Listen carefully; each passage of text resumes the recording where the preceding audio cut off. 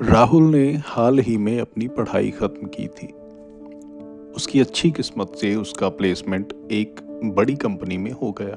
किस्मत ही तो है, वरना यहाँ तो पढ़ाई के बाद कई कई साल लग जाते हैं ढंग की नौकरी पाने में। उसके पिताजी रेलवे में नौकरी करते थे। कुछ ही दिन हुए थे उनको रिटायर हुए। वो अब घर पर ही रहते थे। राहुल की माँ रीमा बड़े अच्छे स्वभाव की थी। राहुल भी अपनी माँ से बहुत प्यार करता था, परंतु पिता से उसकी कम ही बनती थी। असल में बाप बेटे में जो प्रेम, जो जुड़ाव होता है ना, वो कभी उनमें बन ही नहीं पाया। और ये आज ही नहीं हुआ था। इसकी नींव बहुत पहले ही पड़ गई थी, जब राहुल छोटा था। राहुल के पिताजी ने घर में कुछ इस तरह का माहौल बना रखा था कि सब उनसे डरते थे। बचपन में जब छोटी सी गलती होती तो पिता से डांट पड़ती थी, चाहे वो पढ़ाई के नाम पर हो या फिर खेलने के नाम पर। यहीं पर कुछ लोग गलती कर जाते हैं। बच्चों के मन में डर पैदा करना एक हद तक तो सही है। अगर ऐसा ना हो तो बच्चे बेपरवाह हो जाते हैं और आगे चलकर गलत दिशा पकड़ लेते हैं। लेकिन हर चीज की एक सीमा है। लोग ये नहीं जान पाते कि डर पैदा करने के नाम पर वो अपने बच्चों के विकास में बाधा डाल रहे हैं। धीरे धीरे बच्चे के मन में क्रोध और घृणा की भावना मन में घर कर लेती है और ताउम्र बनी रहती है। राहुल के साथ भी कुछ ऐसा ही हुआ था। काफी कुछ था जो अंदर ही अंदर दबा हुआ था। हालांकि माँ के साथ उसका असीम प्रेम था, और वो ही तो थी जो दोनों में एक पुल का काम करती थी।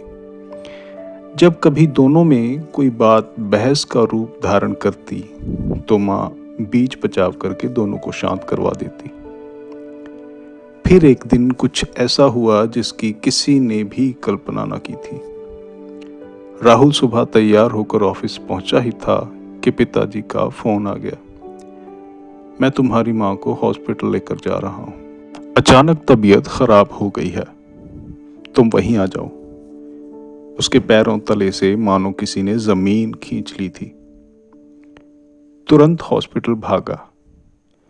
राहुल की माँ को एक बार पहले भी दिल का दौरा पड़ चुका था, परंतु तब भगवान की कृपा से उनकी जान बच गई थी।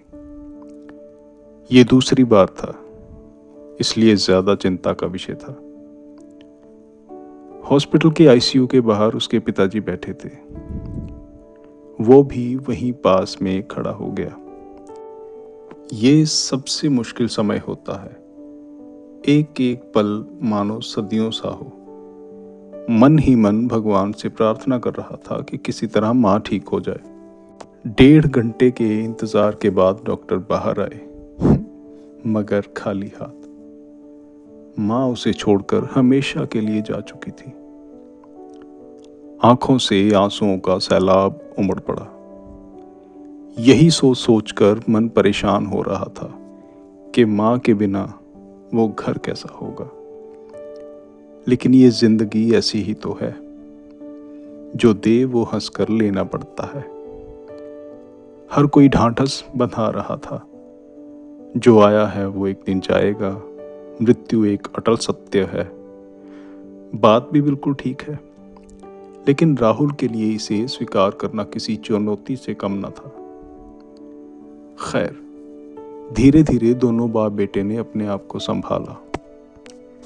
ऑफिस टाइम में तो सब ठीक रहता था, लेकिन घर पहुंचने पर अजीब सा खालीपन खाने को दौड़ता था। इसलिए अब वो घर लेट आने लगा था। आते ही अपने आप को कमरे में बंद कर लेता। और कर भी क्या सकता था, पिता से तो उसकी पहले ही ना बनती थी। लेकिन इस बात का आभास पिताजी को भी हो गया था कि राहुल अकेला पड़ गया है। एक दिन शाम को राहुल घर पहुंचा। हल्की बारिश की वजह से कपड़े कुछ भीग गए थे। आते ही अपने कमरे में गया और अपने आप को अंदर से बंद कर लिया। पिताजी ने देखा तो विचार किया कि आज राहुल से बात करूंगा। ऐसा थोड़ा होता है, किसी के जाने से जिंदगी थोड़ा रुकती है। वो उठे और उसके कमरे की तरफ गए। राहुल ने दरवाजा खोला और हैरानी से पूछा, जी पिताजी, कुछ काम था क्या? बैठो, मैं तुमसे बात करने आया हूं। क्या हुआ है तुम्हें? इतने परेशान क्यों रहते हो? पिताजी ने पूछा। नहीं, ऐसा कुछ नहीं है, राहुल ने जवाब दिया। बेटा, मैं देख रहा हूं कई दिन से तुम बहुत बेचैन हो। मैं समझ सकता हूं कि हमने जो खोया है उसकी भरपाई नहीं हो सकती। पिता ने राहुल के सर पर हाथ फेरा तो उसे मां का वही स्पर्श याद आ गया। फूट फूट कर रोने लगा। तुम घबराओ मत, मैं हमेशा तुम्हारे साथ हूं, पिताजी ने कहा। पिताजी की ये बातें सुनकर उसका मन भर गया। यही बोल तो थे जिसे सुनने को वो तरस गया था। काफी देर तक पिता के गले लगकर रोता रहा। उसका मन हल्का हो गया था। दोस्तों, ये सही है कि एक पिता अपने बच्चों से बेतहाशा प्रेम करता है, लेकिन ऐसा देखा गया है कि ज्यादातर पिता माँ की तुलना में अपने प्रेम का इजहार नहीं करते। मेरा ये मानना है कि इंसान को जहाँ तक हो सके अपने बच्चों के साथ एक आत्मीय संबंध बनाना चाहिए, उनकी भावनाओं को समझना चाहिए, क्योंकि अगर ऐसा ना हो तो ये दूरी बनते बनते एक बहुत बड़ी खाई का रूप ले लेती है। आपके इस कहानी के बारे में क्या विचार हैं? कमेंट में ज़रूर बताइएगा और चैनल को सब्सक्राइब ज़रूर कर लें।